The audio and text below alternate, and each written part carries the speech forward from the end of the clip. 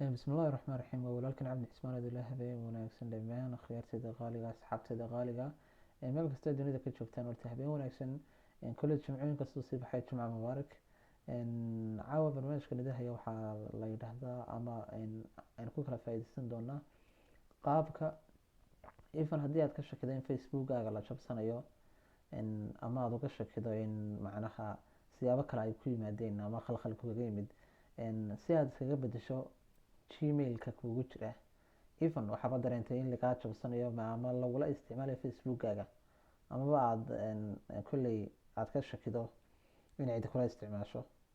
ugu horeyn waxaynu geli doonaa waynu ugu horreysi doonaa qaabka passwordka looga bedelo iyo qaabka gmailka looga bedelo.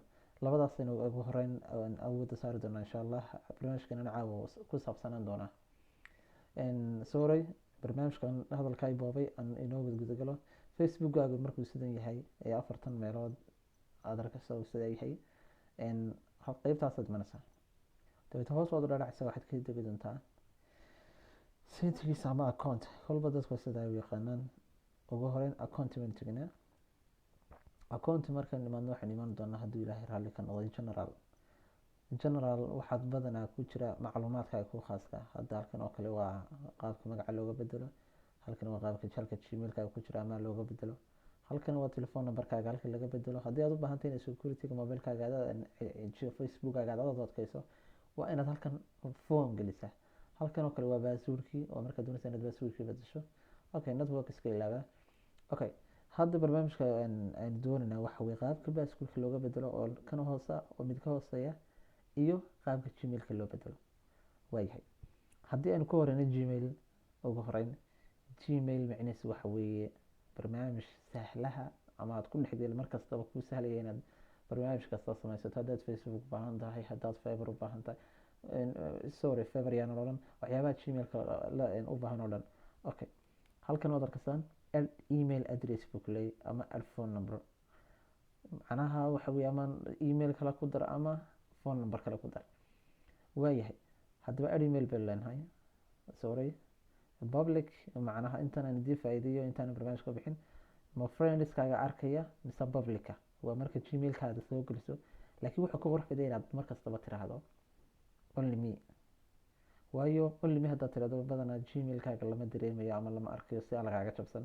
okay add baan leenahay. dabeetna halkan waxaan ku qoranaa addresskeena, halkan waxaan ku qoranaa passwordka, dabeetna add email baan leenahay address.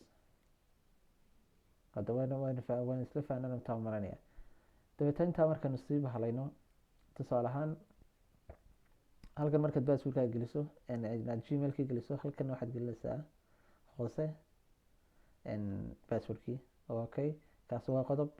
hadduu ilaahay raalli ka noqdo kolley intaa oo dadka qoladiina waxu bilowgeen way garanayaan. halkan waa phone numberkii.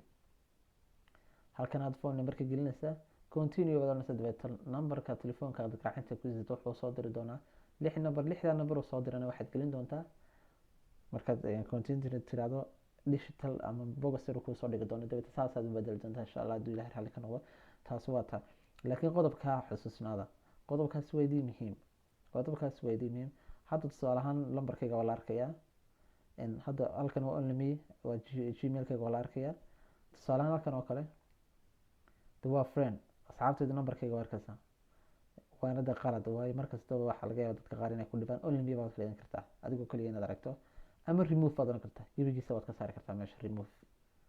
okay asxaabtayda qaaliga barnaamijkeena caawo waxaan filayaa inaynu kala faa'iidi doono haddii aad faa'iido u aragtaan. haddii aydan faa'iido u arkin kulli kuwa faa'iido u arkan baan insha Allah markastaba soo dhaweynaya. dhammaan asxaabtayda qaaliga waxaan leeyahay habeenku ha idin wacnaado. xusuusnaada markastaba inaad xafidataan facebookiina waa facebook xog buu ku haya sida sawiradaadii oo kale macluumaad kulli adiga ku